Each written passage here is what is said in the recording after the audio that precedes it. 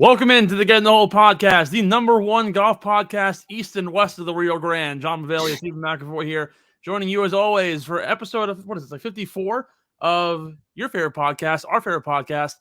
John, we're going all the way down to TPC, Louisiana, sitting right on the Mississippi River. It should be an absolute ball of a time. But the first thing first of all, I'm battling like a mouth ache. I don't know what the hell it is. So bear with me if I have to take 5.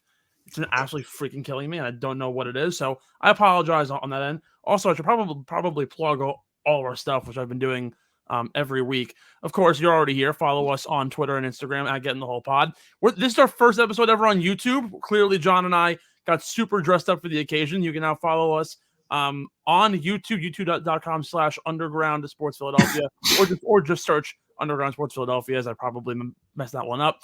Of course, you can find us on Facebook at facebook.com/getinthehole, facebook.com/Underground Sports, as well as twitch.tv/Underground PHI, and of course, follow the Underground Sports Philadelphia Podcast Network at their Twitter and Instagram at Underground PHI. John, before we get into the boring info, probably one of the more useless events on the PGA Tour.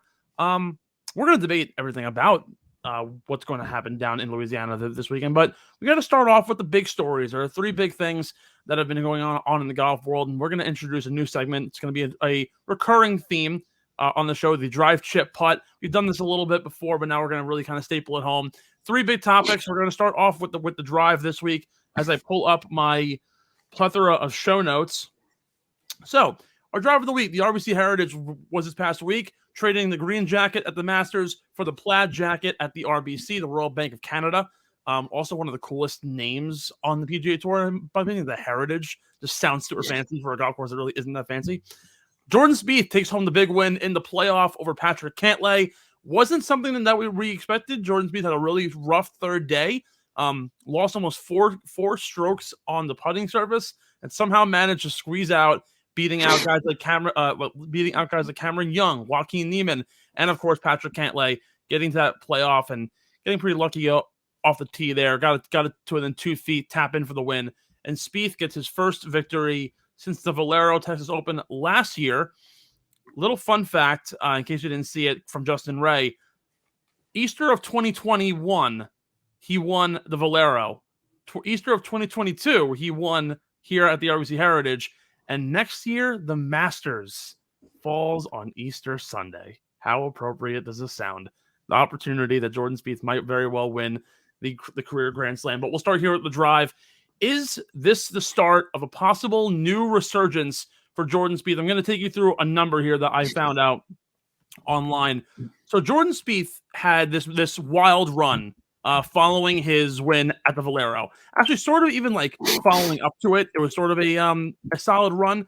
He had finished 4th at the Waste Management, and things had sort of been just kind of climbing the ladder for him. He always plays really well at Pebble Beach. He played well there. He played extremely well down the stretch throughout March and into April.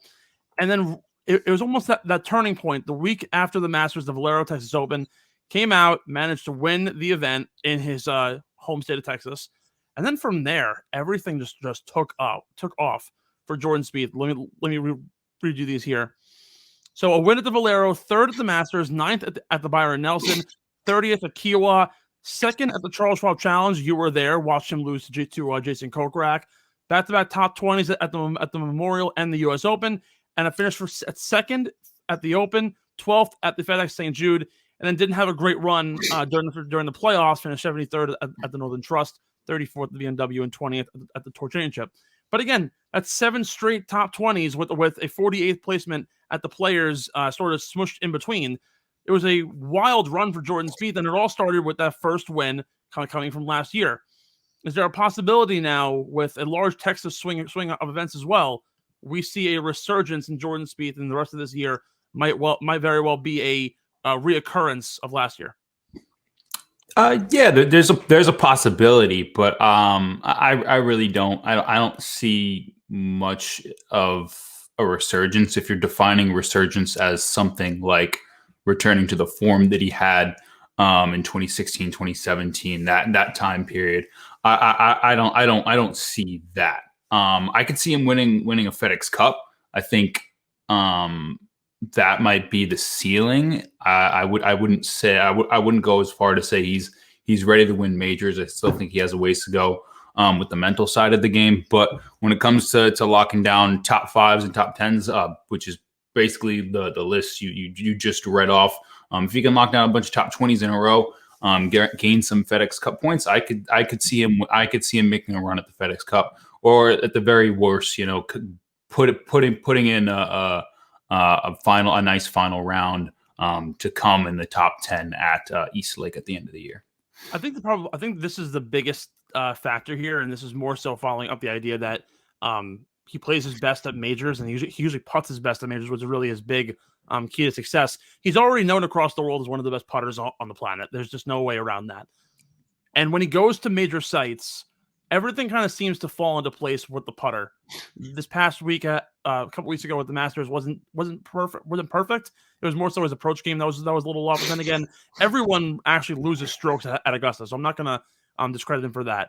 He was losing strokes the entire week. This week, didn't play particularly well until a final day where he shot at 67, managed to squeak into the playoff, and then honestly, that playoff hole sort of just got lucky.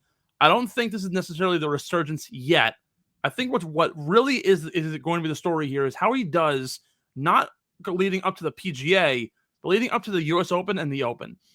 I think the biggest thing here is if Jordan Spieth can put together some really good events, and I'm going to read off the schedule here to kind of give you an idea and like where he's placed in the last few months. So leading up to the U.S. Open, he's going to obviously play in the Memorial. He has 4 straight top 20s there. He's going to play the Byron Nelson. He's never finished worse than 10th. So he's already really good at Craig Ranch, another Texas course. The Charles Schwab Challenge, another Texas course at Colonial, always plays well there. Once he gets to the U.S. Open, that's going to kind of be the deciding factor here as to whether or not I might even take him to win the Open, because you're going from the south to the north. You're going all the way up to the Country Club in Brookline, Mass.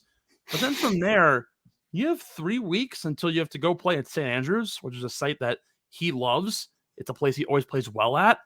And it very well might be a place that he wins at. And of course, he finished second fiddle to Colin Morikawa last year at Royal St. George's. The Open is always an event he plays well at. So if anything, I see this more as a stepping stone for, the possibility of him winning a FedEx Cup, but I think more so him getting another major. I think the field leading up to the FedEx Cup, we're going to see guys like Cantlay round back into form. Schauffele will probably wind up bouncing back. You're going to have new faces who are going to be even better and better and better week in and week out. Like Joaquin Niemann is going to be one of the guys. Scotty Scheffler going into last year for the final wasn't obviously in his form now. That's very clearly true, but he'll certainly be up there. John Rahm is sort of in a bounce back form following the Masters. He played okay, didn't play great, but again, he has the form rounding into play. And then there's even guys who haven't necessarily been on the radar for every single week this week and aren't in the top 10, but Cameron Smith is still a very viable player. Max Homa has gone up 30 spots in the official World Golf Rankings in the last 2 months. So there's a lot of guys who are going to be vying for the FedEx Cup final, but I do think Jordan Spieth at the very least will win a major, whether it be the U.S. Open or the Open is to be seen. I think I took him in my early picks for the U.S. Open. We'll see. Again, 2 courses that really fit his game very, very well. So I think this is more of an opportunity there. We're going to move into our chip here. 2 names who have made headlines once again, Tiger and Phil. What more could you ever ask for? They've both submitted their names for the U.S. Open roster. Obviously, both 2 very different stories. Tiger Woods making his first appearance at the Masters, made the cut. We've already talked about that. We've basically beaten the dead horse. But Phil Mickelson hasn't been in the spotlight in about a month and a half. Took his leave, courtesy of Jay Monahan. They both agreed to part ways for the time being and not appear on the PGA calendar. He submitted his name for the U.S. Open. It's 2 very different stories, so I don't want to kind of mix up this question here.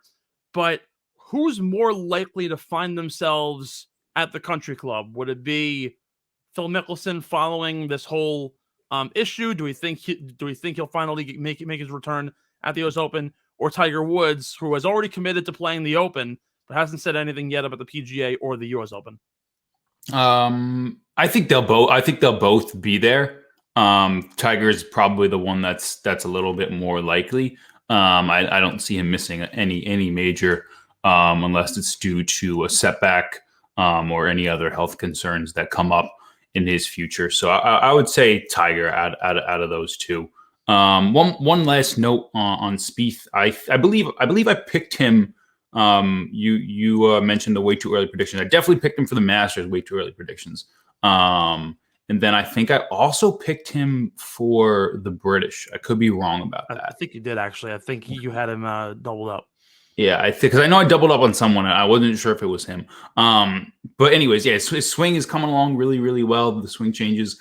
It's just the little mental side of his game that he has to get fixed when it comes to the big events that I don't trust him in just yet, as much as you and I are both going to be rooting for him. But yeah, for me, Tiger definitely has the best chance to show up and quite possibly make a run. It's going to be a bit of a longer track, not crazy long, but U.S. Opens are known for to be a young man's tournament. But Tiger will show up. I'm pretty confident in that.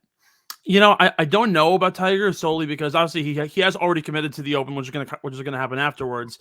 And I think largely that's because it's St. Andrews and it's the 150th. There really isn't a reason why you would want to skip out on that.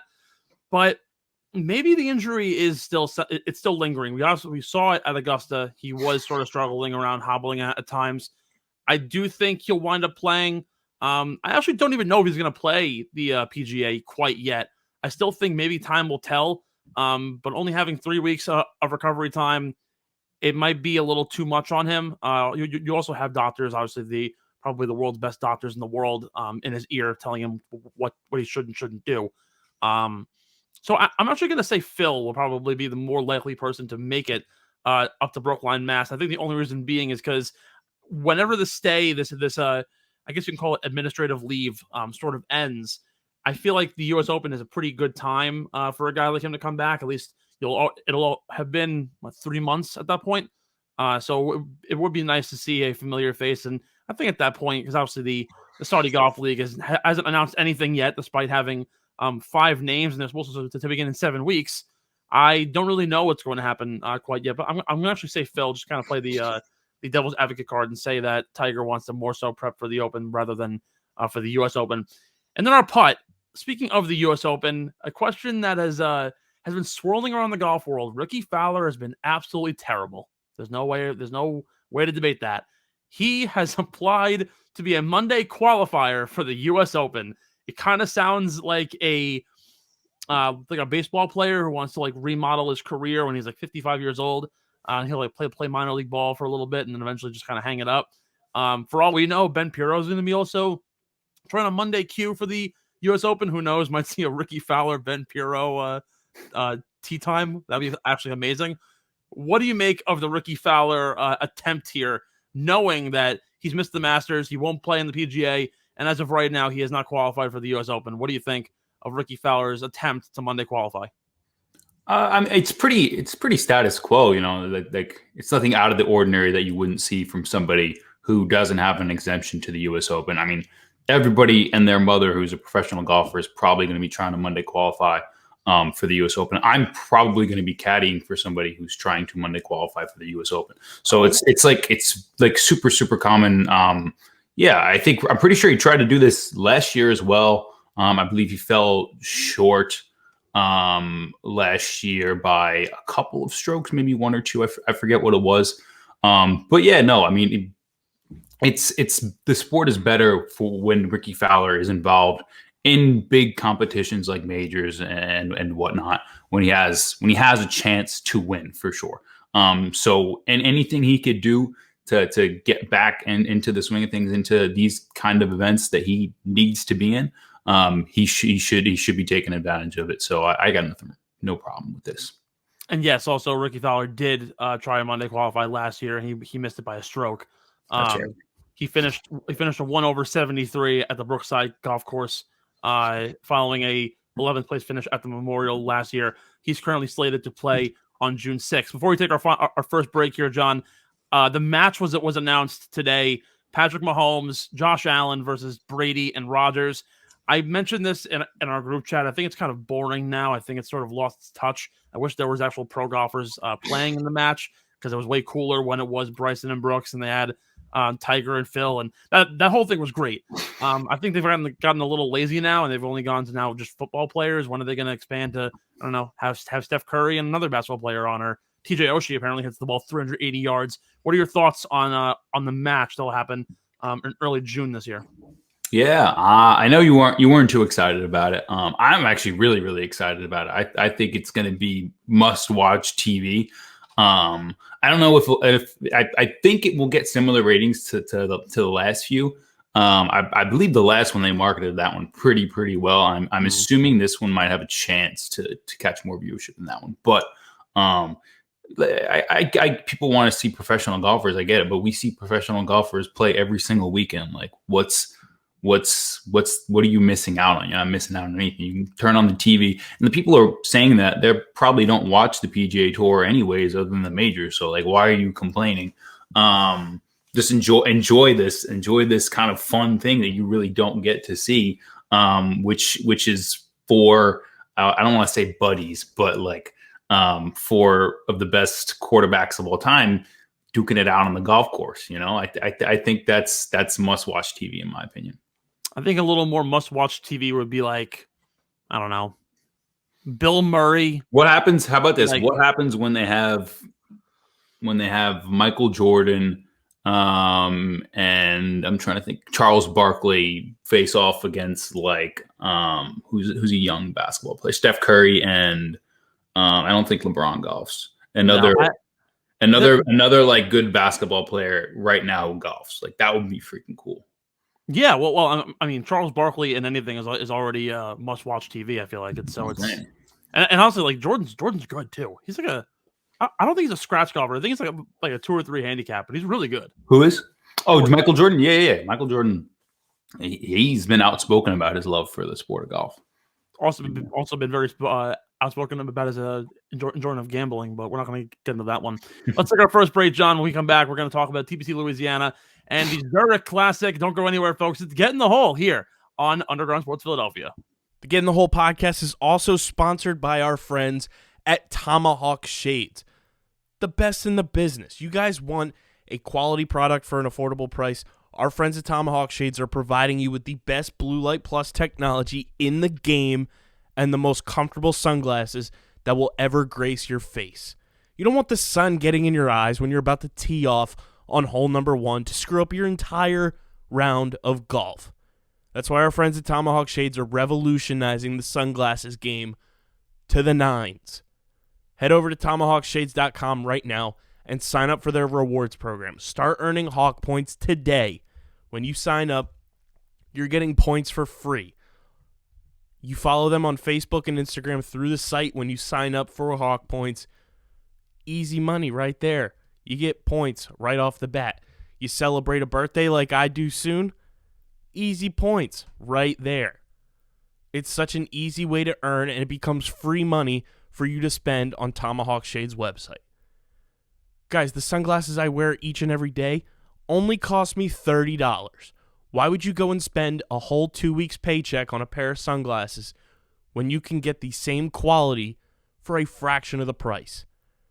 So head over to TomahawkShades.com right now, and at checkout, use the code USP to save yourself 25% off your order. And if your order is over $75, it qualifies for free shipping. That's promo code USP at checkout to save yourself $25 off your order. And if that order is over $75, it qualifies for free shipping. And every dollar you spend translates into more Hawk Points. TomahawkShades.com, promo code USP for a quality product at an affordable price. Welcome back in. It's Get in the Hole here. Stephen McAvoy, John Mavallia. Of course, I totally forgot to plug us in terms of following us. You can follow me at Stephen McAvoy _ on Twitter and Instagram, and John at I Make Pars on Twitter. John, TBC Louisiana, the site down in Baton Rouge, Avondale, a little bit outside of Baton Rouge, sitting right on the Mississippi River. TBC Louisiana, the home of the Zurich Classic, has taken on many names since it was founded in 1938. And the most recent change in 2017, turning from a stroke play event to a team event with one of I think like 2 or 3 team style events they have every single year. Obviously, we already saw the WGC Dell match play, but now a bit of a different way of doing things. We're going to talk format in a hot second, but changed over in 2017. Some really cool moments. The most recent winners, of course, were the Australians Mark Leishman and Cameron Smith. Both of them rocked the mullets on the final day to kind of incorporate everything together. But it's been a wild event throughout the years. Many multi-time winners. Some guys even getting their first. Actually, Cameron Smith got his first career win here when he won with Jonas Blix back in 2017. The first time they had changed it to a team event. So, John, let's just hop right into the meat and potatoes here, all the fun stuff. Let's talk format. Tell us everything we got to know about what it's going to be like playing the Zurich Classic. Obviously, it's not your traditional stroke play event, nor is it a traditional match play event. So, how do things work out here? Mm-hmm. Yeah, absolutely. So, the format is going to be 2 different styles of play: the Thursday and the Saturday round. That's going to be best ball. For those of you who don't know what best ball is, two golfers on the team, they play their own ball and they write the best score down on the scorecard, and that's what they keep. And then the Friday and Sunday round, that's alt shot, more of like a really, really true team kind of style of play, where one player hits off the tee, then the next player who didn't hit off the tee, he will hit the second shot, and then they will continue to swap until they get it into the hole. And I believe it's I want to say it's 180 players, and then 60 teams, I believe. I think it's 33. I believe it's 60. What's 60 times 2? It's math is hard. I'm pretty sure it's 160 golfers, 80 teams. Yes, that's correct. And the top 33 and ties will make the cut. That's correct. All right, so there you go. Math's hard. Clearly, this is what happens when two podcasters try and do some math. So let's chat. Let's do a little more about the course here, TBC Louisiana. We've never covered this course on the show. Obviously, started at about a month from now will be the 1-year anniversary of the show. But let's talk some Course Confidential. TBC Louisiana, John. What should we be looking out for down in Baton Rouge this week? Yeah, this is a par 72 course, about 7,400 yards, Pete Dye design. So it's going to be similar to Scottsdale or Sawgrass or any number of Pete Dye design course you could think of. Of course, there's going to be a bunch of bunkers. I believe the exact number is somewhere around 100. It's going to be near the Mississippi River, so it's going to be a little swampy, as you would assume would a course would look like near the Mississippi River. The grass is going to be Bermuda, so Bermuda, people who putt well on Bermuda grass, that might be a statistical category you might want to look for if you're trying to predict a winner or something like that. But yeah, no, this is a fun course down in Louisiana. Like you've said, 5 years running now that they've had this style of play. Or this format with the team, so it's gonna be interesting to see how it plays out. I really have no idea who's gonna win this event. So, not do I, but at the same time, though, 5 years is a pretty technically 4 because of the COVID year, but 4 years is a pretty decent sample size, and we've seen a lot of these players team up in the past. Obviously, it's a little different this year because traditionally you'll have guys who played on Ryder Cup teams, guys who were amateurs and played on Walker Cup teams or Curtis Cup teams. So you're seeing a lot of guys who will play together. Some guys are even college teammates. And then you're also going to have the teams that are guys who sort of just didn't have a dancer to dance with. And obviously you need 2 to tango here. So someone was just kind of hooked up by their agent to be a dance partner. And we see some of them. And they're actually kind of funny when you look at the when you look at the odds, just kind of going through all the names. You can very clearly like define who is like hooking up with somebody else because of connections, and then who is making it because they are simply just getting added to the field. Obviously, some really obvious ones that stand out: Christian Bezuidenhout and Charles Schwartzel, both South African players, so they certainly have a history. Justin Rose and Henrik Stenson, lifelong friends. They've been doing this forever. They've also been on plenty of Ryder Cup teams as well, so they're certainly in the mix. Two guys who have played in the past together, but don't have the connection necessarily. Sam Burns and Billy Horschel, two guys who also played in the SEC. Little fun fact: the SEC tournament was actually played at Louisiana back in the college days. So a lot of guys who played SEC golf, the Georgia guys, Bama, LSU, Florida, they know this course pretty damn well. They've been doing it for 4 years. Mm-hmm. But then you have like teams who a lot of guys, like, you would think they'd be paired up with others, and we're gonna talk more about it. But like Tommy Fleetwood and Sergio Garcia, for example, right? We're not partners on the Ryder Cup team this year. Was that because of just like simply not being paired up? I don't really know, but they're playing into this year. Another two guys from the Ryder Cup team who were not partners in the team section: Shane Lowry and Ian Poulter. Then you have guys like Joaquin Niemann and Mito Pereira, both are from Chile.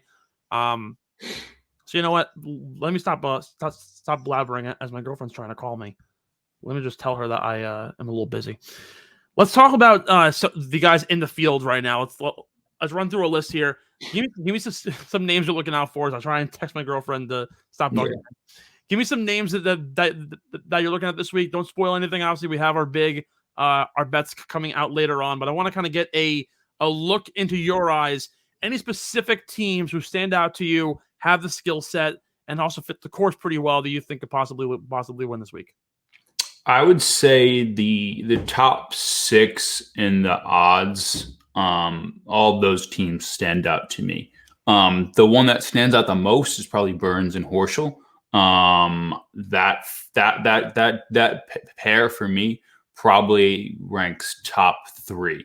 And then after them, I really like Palmer and Scheffler, a former winner, and then Scheffler's just on fire right now. Going down the list, I'm just scrolling right now. I really didn't like any other of the duos. Sig and Straka, that intrigued me. Bezuidenhout and Schwartzel, 2 South Africans, that intrigued me a little bit. I'm really just looking for good tee to green players, especially good iron players. And I guess if you have a short game, that helps too here. Yeah, that's really all I got, man. A lot of these pairings are not that strong, but that does not mean that there aren't or isn't a possibility for one of these lower rated teams to come out and make a run at the title. I want to apologize to all the folks who usually listen to the show when we usually talk about like keys to winning here. Obviously, my girlfriend threw me off the game pretty quick here, so I was a little shaken when I was getting a phone call. But let me really quickly, before I talk some guys here, give you the keys to winning at this golf course. Obviously, stroke gained approach is huge here. Every TPC course is always big on approach shots. It's really a second shot golf course anywhere you go. The rough here, super thick, looking for fairways gained. You could very well power the hell out of it. It's a good opportunity, but those shots out of the rough are challenging. And at the end of the day, more than anything else, it's a putting contest this week. Guys need to putt well. They need to make birdies in bunches. That's just simply the way it goes. I believe last year, Smith and Leishman won at like 27 under par, which was like ridiculous. But that's what we're like usually seeing here. Scores in the mid-20s, guys who are making it in bunches. That's why for this particular event, I'm actually not like the guys at the top of the board. I'm not even like really that like interested in. Obviously, like, and we're gonna talk more about it. But Cameron Smith over the last 2 weeks, he squandered a good chance at the Heritage to try and make up ground after a bad final round at the Masters. He played like crap, missed the cut. Victor Hovland can't chip, which is not going to really help here. So he'll be leaning heavily on Morikawa. I think the only like guys at the top of the odds board who are like really like interesting are Cantlay and Schauffele, largely because both of them have been sort of rounding out into form. Cantlay a little better, but at the same time, they both like anytime you have 2 studs in the field, you naturally want to kind of gravitate towards them. And I'm going to talk more about them in the beer money picks. But 3 names that I'm really interested in this week: Fleetwood and Garcia plus 1,600 right now. 2 really good ball strikers, 2 guys that are good around the greens, could very well make birdies in bunches. Burns and Horschel, probably my pick to win right now. There's a reason why they call him Bermuda Billy and Bermuda Burns. Kind of just fits here. And again, putting contest, it's going to matter a lot.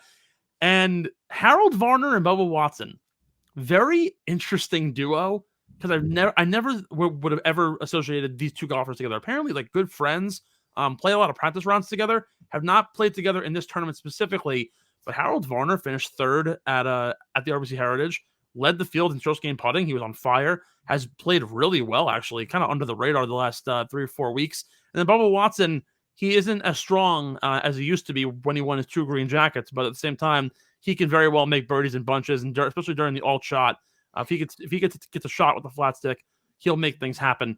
I have to talk though about Ryan Palmer. I don't know what this guy does, but I feel like every single year he strategizes to get the best possible player in this event.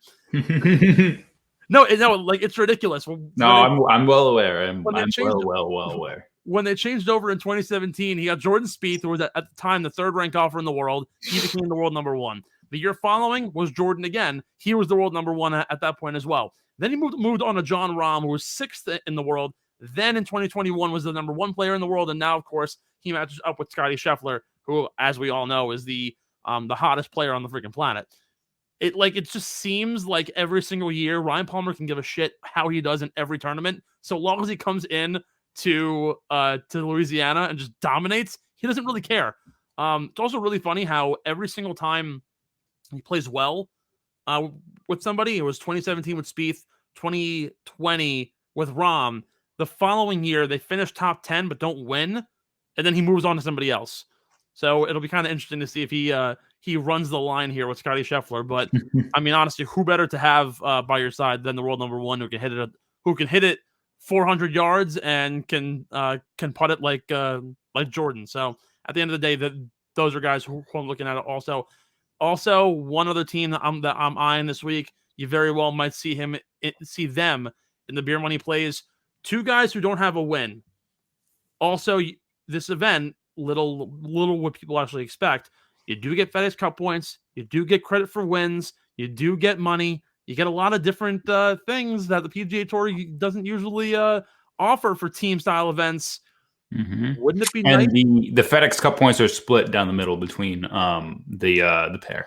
But they matter. And oh yeah, I'm just saying that they're split. Wouldn't it be awesome for 2 guys who don't have a PGA Tour win to get their first career win together? It's kind of like a Mickey Mouse win, though. It's like the closest thing golf has to a Mickey Mouse win. If we're being real. I mean, yeah. But like at the same time, though, it's like, look, I don't care if you can't win an event on your own. If you can, all right. The best way to describe this, yeah, it's like a Mickey Mouse win, but also like it's like the combined no-hitter in baseball. Like, do you really actually get the no-hitter, or because you went 7 scoreless and you relied on your 3 relievers, or 2 relievers in this case, for the 8th and 9th, that like it kind of counts? It's like you're a part of history, you're in the book, but like, do you really actually have? I don't know if I can compare that to this, though. I don't know if I can, because baseball is a team sport, like no matter what. I mean, this is like the pitcher obviously gets the credit for the no-hitter. Because actually, no. Actually, in on Wikipedia and in the records books, technically, like we'll say every single player associated with the no hitter. Well, yes, that's what I'm saying. Like it's a player statistic. You know what I mean? When it could just as easily be a team statistic as well. So then, like follow up here. So Cameron Smith got his first career win here. Obviously, he didn't share it with Jonas Blixt. He had a win prior, but like. Is that like still a Mickey Mouse win for Cameron Smith because he sort of I think he carried Blix the way through, but do you think like it's like a fake win? It's not a fake win, but it's not a real win. You know what I'm saying? Do you think it's more of a real win if you win at an alternate PGA event rather than winning at a main PGA Tour event? So like no, I would say a main PGA Tour event. So if you won an alternate event, it's like a Mickey Mouse win because you're playing in a weaker field. I wouldn't call it a Mickey Mouse win, but it's it's not the same as a main PGA Tour event. You know what I mean? You hear that, Joel Damon? Your win in Punta Cana is not as big as anywhere else. Anyways, this is basically a long way of me saying Davis Riley and Will Zalatoris. Neither one have a win. Both played at big SEC schools. Zalatoris at Wake Forest, Riley at Bama, were high school teammates. Who knows? You very well might see a first career win for both of them at plus 4,000. Wink, wink, nudge, nudge might be making their way into the beer money picks. Who knows? We'll see. John, let's get into. Actually, you know what? Well, I totally missed a topic here. I want to debate something before we move into our props, courtesy of our friends over at Pickup. Obviously, the event changed over in 2017. It became a team event, but there were a lot of guys who had won. And now again, this event's been around since 1938, I think it was. Imagine some of the greatest teams that could have ever come from this event had it been a team style event in the 50s and 60s. Imagine like seeing a team like Nicholson, Palmer. Yeah, something like that. I guess you could say like the modern convict Angel Cabrera and like Seve. Like how cool would some of these teams have been? Yeah, it's cool. It definitely is cool to think about. But then you look at where the teams are now, and then you have like the equivalent of Rahm and Palmer would be like Seve, and then just somebody who is barely cracking the top 150 of the official world golf rankings. You know what I mean? Yeah. Well, but like Hovland Morikawa, right? Ranked number 2 and number like I think 4 right now in the world. I believe 5. 5. Imagine having like back in the day, and like I get it, they were like rivals, but like Tiger Phil. How unstoppable could that have been? I mean, who knows? We don't know. Like, it's definitely food for thought. Would they have won every single event? Honestly, probably not. Well, like I'm thinking like modern history, like Rory and Spieth, like the two best players of the 2010s, or like VJ and Tiger would have been nasty, and VJ's won here like twice or 3 times. He has plenty of experience. Or like Ernie Els and like Patrick Harrington, that would have been dirty too. Like just like the opportunities here to have guys from the same country or from like former Ryder Cup teammates. I mean, honestly, if Dustin Johnson had played, to watch Dustin Johnson and Morikawa do another team style event when they just dominated the Europeans back in October, I would have loved for that. When obviously not going to get it, but just like thinking about those ideas, like if there was one team that would have been just the most dominant team ever that you had to guess would have gotten together, who would it have been? I don't know, man. I would like back in the day. Can I choose like a current player and a former player? I mean, they would have had to play in the same same time span, obviously. Because I don't know. I think Tiger and Phil or Tiger and VJ would have been absolutely dirty. Like either one of those would have been nuts. Yeah, I think I'm thinking now, and I think you have to have Tiger involved, and then it's just whoever like plays well off of that, and like. Tiger is like his game is very comparable to Rory's. I feel like across the board. Obviously, Rory's not at the level Tiger is, but like when Rory's on his game, it's very comparable to Tiger. So I would think about somebody who Rory would match up well with in a team style event. Who would be a better team from the 2000s? Tiger and Rory, Tiger and Spieth, or like somewhat like 2019 Tiger and like Justin Thomas, who are obviously like very, very known friends. I don't know. I would say Tiger and Spieth.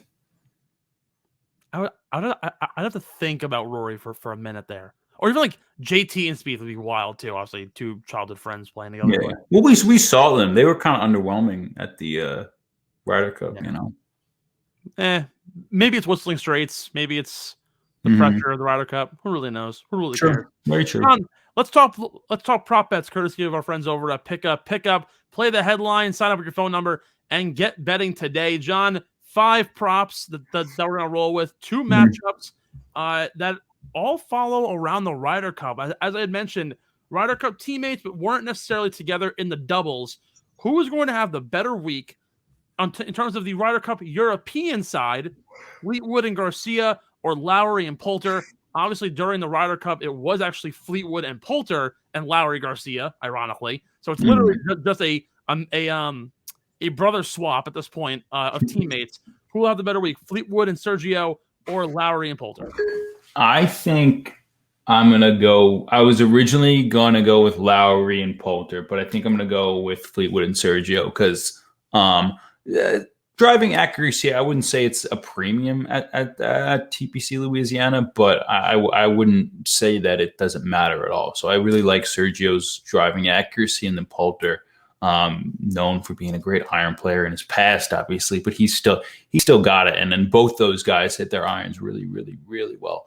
So I would trust both of them in any given situation with the experience they have, and take them despite how well Lowry has been playing lately. And Lowry has been playing a lot of events in a row as well. Yeah. So maybe there's a little burnout this week or something like that. An event that, might not, definitely matters, for sure. These guys want these FedEx Cup points, but it's at the end of the day, it's not as important as another week, or the past 2 weeks that these guys have played. Even it's not important as. So yeah, I would go with Fleetwood and Garcia. I'm actually going to join you on that. We saw a flash in the pan from Poulter this past week at the Heritage, but he hasn't really been in great form. Also, I'm a little biased here because now he's linked to the Saudi Golf Tour, so I'm immediately going to hate him anyways. Also, his style's kind of whack, but I'm going to roll Fleetwood and Garcia here. First of all, Sergio is one of the best teammates to possibly ever play with, and we already know that from his 23 wins in Ryder Cup formats. Granted, like it's half and half solos and team events, but Sergio is just so good with it doesn't matter who he plays with. I'm pretty sure he won both of his events at the Ryder Cup and he had 2 different teammates. So he's clearly a well-established player to begin with. He has sort of all the tangibles as well. And for a guy at his age to still be top 50 in the world and be able to compete at a high level, and Fleetwood's just a great ball striker, and he's able to putt. He has good moves around the green, but I think it's like what's really going to matter here is going to be that second and fourth round alt shot, because if you have Fleetwood off the tee, who hits it a little further than Sergio and a little straighter, you have Sergio on the approach shot and Fleetwood on the putter, and you're able to kind of mix and match that. You can have that for 18 holes. See, I would go with the opposite. I know I mixed up the names when I was talking about Poulter. I meant Fleetwood. Fleetwood's iron play is incredible, and it might not have been what it is, what it was a couple of years ago, but he's ramping back up and he showed the signs. But I would rather Sergio off the tee, to be honest, just with the accuracy and the consistency that he has. I believe he's top 20 in strokes gained off the tee since the beginning of last season. So I would take Sergio off the tee, and then I would rely on Fleetwood's iron play and then Sergio's putter, or like you said, mixing and matching. I don't see an issue there. And you bring up a great point about the team mentality that Sergio's able to bring to an individual sport like golf in these events. Oh yeah, and like he just simply has that way about him that's so personable, and I think Sergio can get along with anybody. What you're going to see this week is a lot of guys who they're obviously buddy, and they're more likely to find their way onto a leaderboard than guys who have good chemistry. Like play wise, it certainly matters more that you're friendly with your partner and you can feed off their energy than it is you're simply good off the tee, your guys are good off the approach shot, and you can kind of figure it out with the putter. That really isn't the way this event works, which is why I'm kind of sticking with the idea of togetherness and teammate ability. Obviously, Fleetwood and Garcia have that. Second prop this week is Mark Leishman and Cameron Smith. Winners last year have not played particularly well in the last 2 weeks. Who do you think? Oh, we'll do Leishman and Smith top 5. Do you think they will finish inside or outside of the top 5 this week? That's tough. I'm gonna say I was very much so leaning inside of the top 5, and I was thinking about putting them at that top 5 spot for our beer money picks. But when you ask that, when you pose the question like that, it's a lot easier to say outside of the top 5. But yeah, I don't know. It's really a coin flip. I guess I will go outside.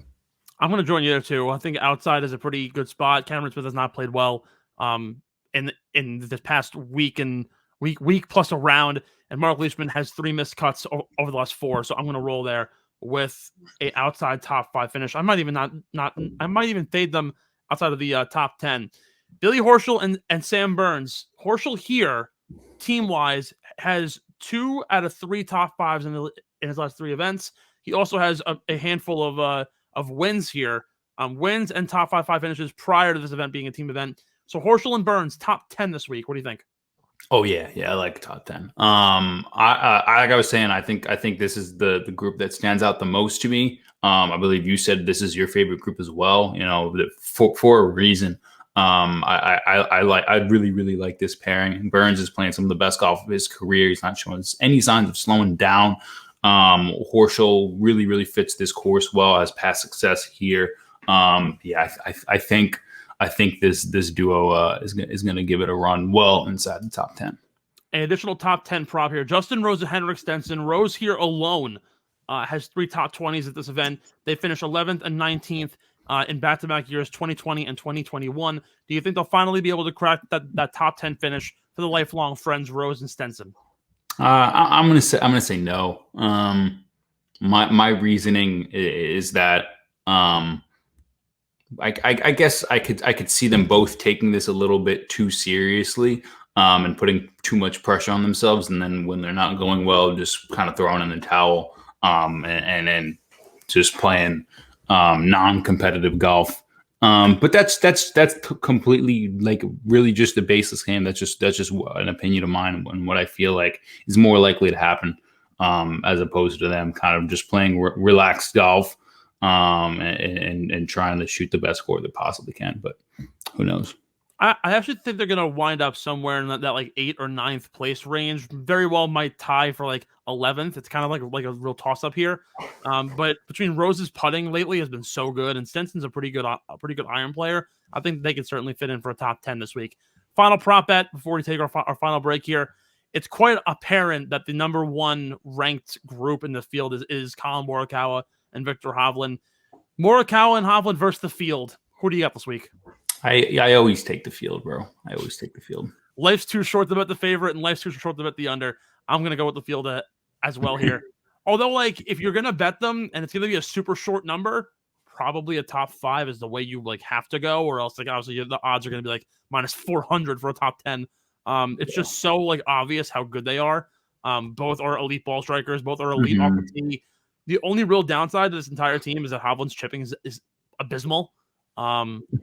So, like, if Hovland, like, has to chip out of the 85-foot fescue that's going to be around the swampy marshes of Louisiana, then you might get pretty unlucky. But outside of that, I mean, a top 5 of them is basically a lock. Second break here coming up. We're going to take a break, get back to you with some beer money picks, the best beer money picks of the year. I guarantee it. We're going to win you a lot of freaking money today.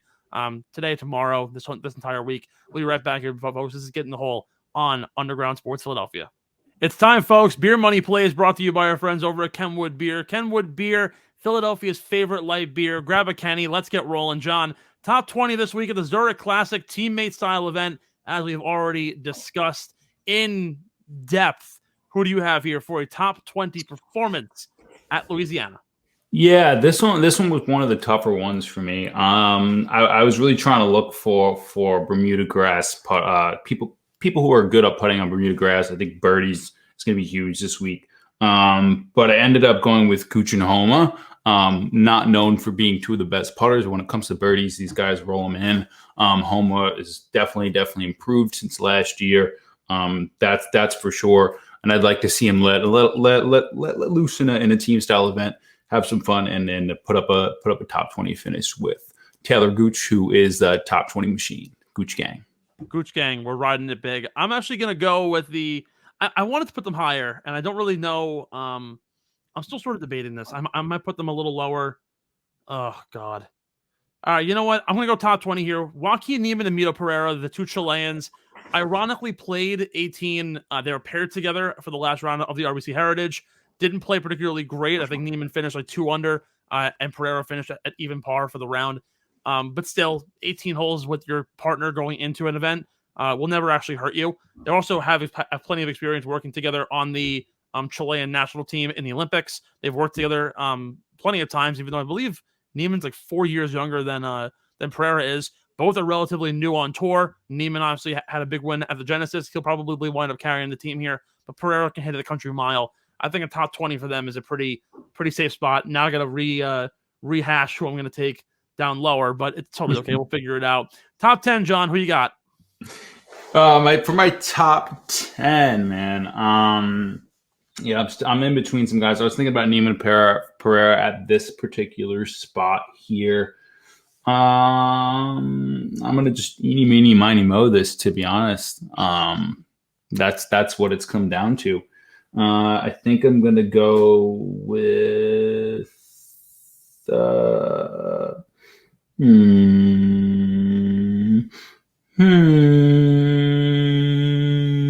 dun, dun, dun, dun, dun,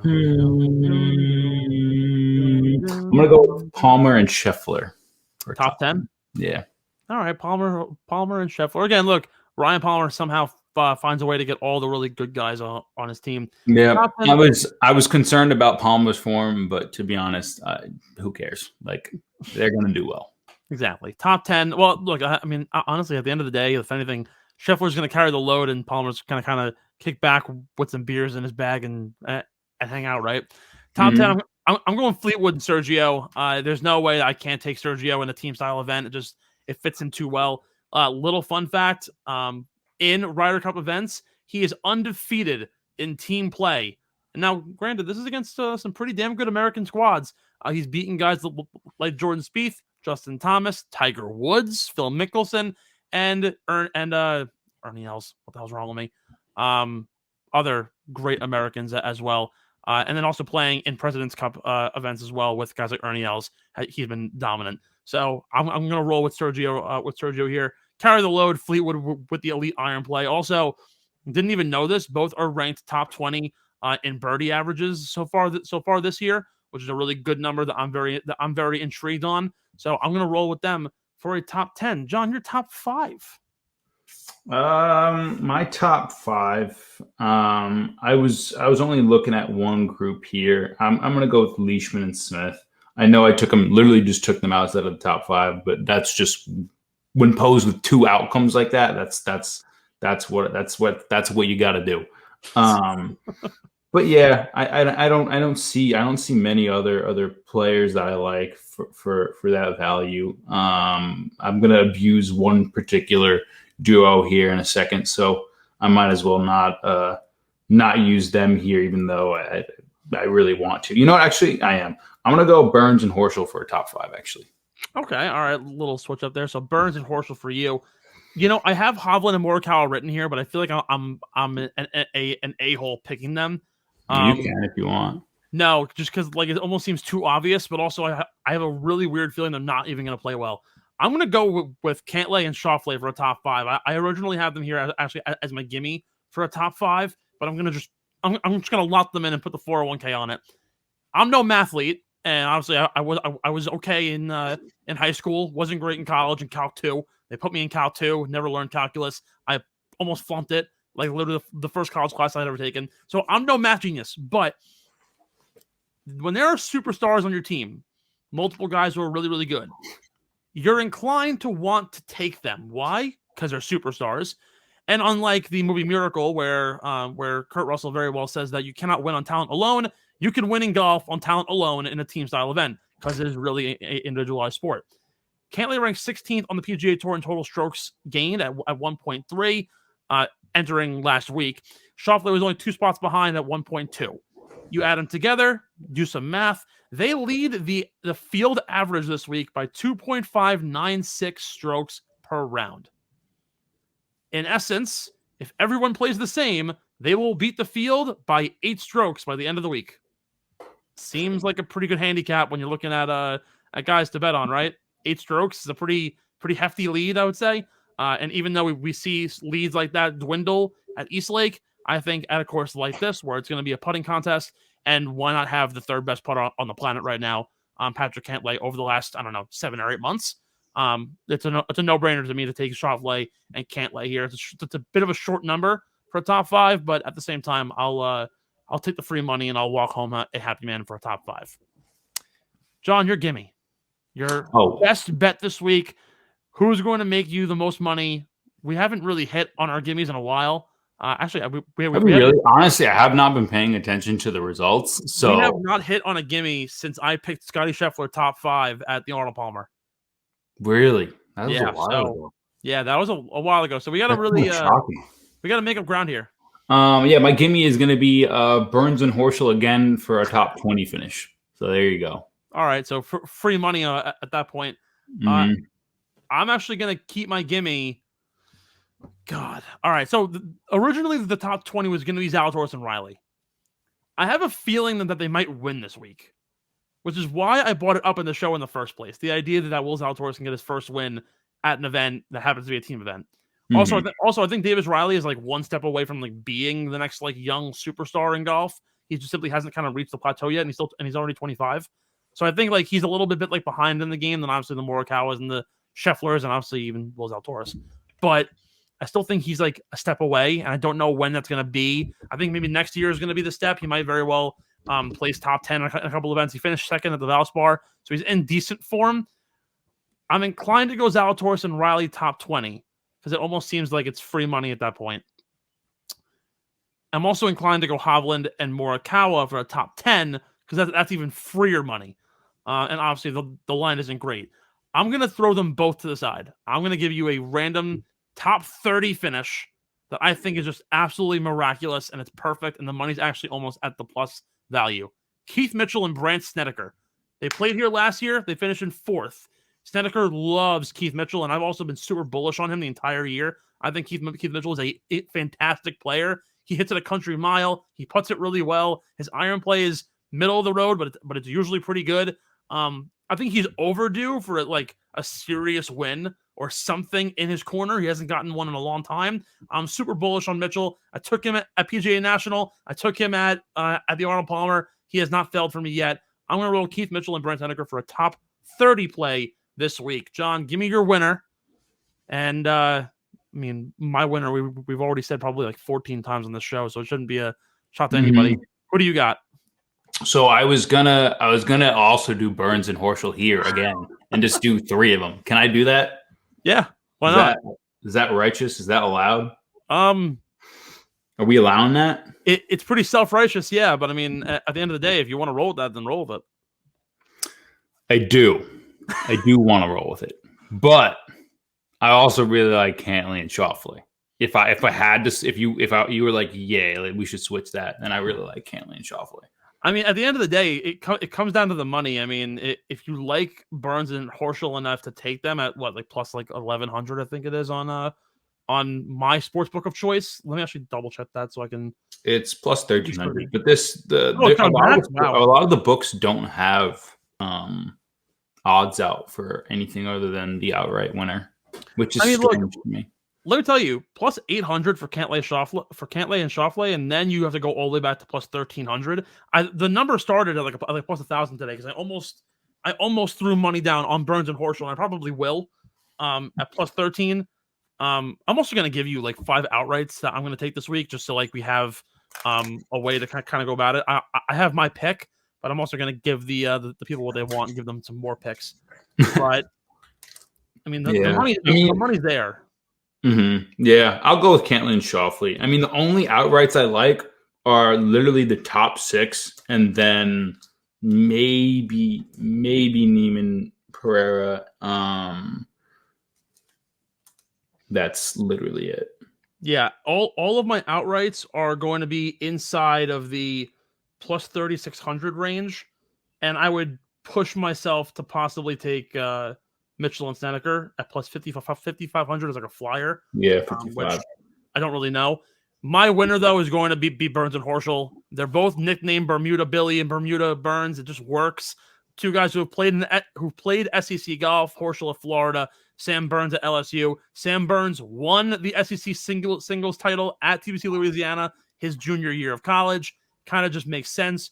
Billy Horschel in college never finished worse than 10th here. So they simply have it. They know what they got to do. This is basically a home game also for Sam Burns. You're obviously in the Baton Rouge area. You're right on the Mississippi. If Sam Burns is Tom Sawyer, I'll be his Huckleberry, and I will ride the wave with Sam Burns and Billy Horschel plus 1,300 now, as it currently stands. Don't know if the money's going to go up or down for them. It started at plus 1,100. It's now back to 1,300. I will most certainly put a bet on them.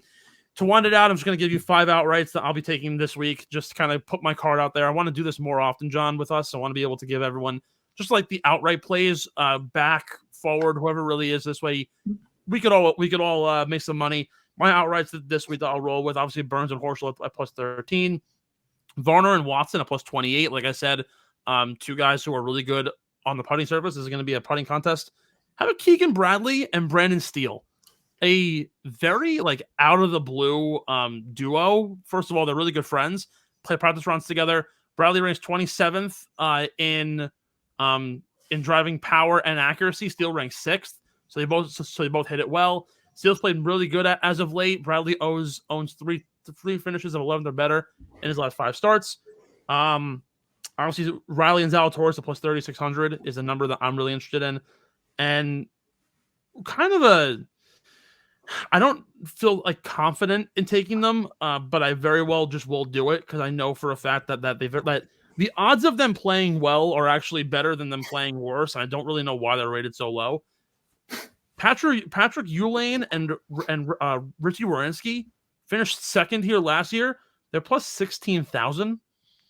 You put $1 on it, you win some good money. I might consider that. That's probably the only bet that it's super out there that I'll consider. But those are my outrights this week. If you have any additionals that you'd want to give out, I don't. No, I don't. I don't think this is a good event to bet on. Basically, golf's never a good event to bet on. I know. That's except for the majors. Yeah, and yet we do it every week because even the majors. Everyone gets so excited about the majors, and then everybody just loses money. And the books make a killing on every golf event. They love it. They love donations. They love the golf. They love PGA. the golf. Well, hey, I did win $460 the other day on the Sixers game. Shout out to Philadelphia. Maxey 3 threes, Toby 3 threes. I think it was Harden 10.5 assists. He had 14. I did see that. You and KB both sent tickets to me or sent them in a group chat, and I was really sleepy and I didn't get to reply, but I saw them. I did. Hey, between you, me, and KB, we are #Tyrese Maxey enthusiasts. We love this man. I actually might buy his jersey. I gotta be honest with you. Yeah, do it. I mean, I have it in my bio, man. I have it in my bio. That's basically a tattoo. It's basically the equivalent of a tattoo. All right, here. If Tyrese Maxey wins the is he most improved, he's not. He's not a rookie. If he wins the most improved award, would you get a tattoo with me? He's not in the finalists. Not? No. It's a goddamn shame. I forget who is. Whoever it is, it's totally unfair because Maxey's an absolute stud. He's filthy in every way, shape, and form. All right, whatever. That's going to do it all for us here from the Get in the Hole podcast. John Mavallia, Stephen McAvoy will be back next week to break down. I don't even know what event's happening next week. I don't really care. All I know is that I have plenty of bets out this week, and I'll be going absolutely crazy down in Louisiana. John, it's been great. I'll see you next week. We'll figure out a tee time hopefully this weekend, and we can go and make some pars. Considering I've been a little short in the par game lately.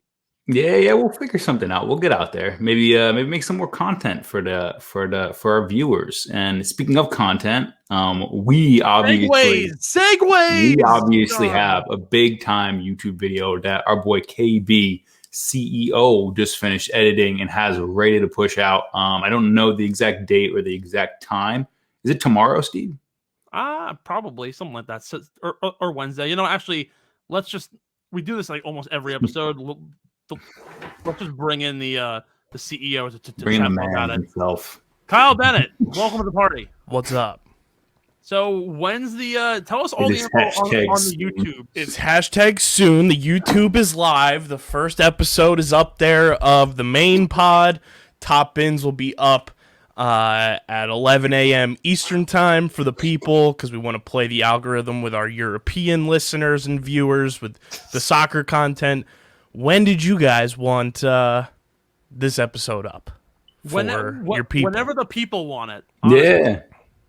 Probably maybe towards the weekend, Steve. What do you think? I was thinking. Well, I'm gonna put it up for tomorrow, obviously, so it has time to marinate and saturate on the YouTube. But I was thinking 8 a.m. release time on the tube.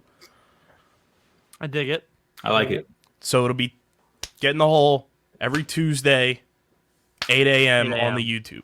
I like it. I think that's just like absolute music to my ears, honestly. 8 a.m. on Tuesdays. 8 a.m. on Tuesdays. And then content-wise from last weekend, the chip and putt video will be the first one that goes up, just because it's easier to edit through. The other full-blown course diagnostic breakdown extravaganza. Very long video. To be determined, but soon. Hashtag soon. The one thing I'm most excited for is the still shots you got of me and my hair, because I looked so good on the golf course.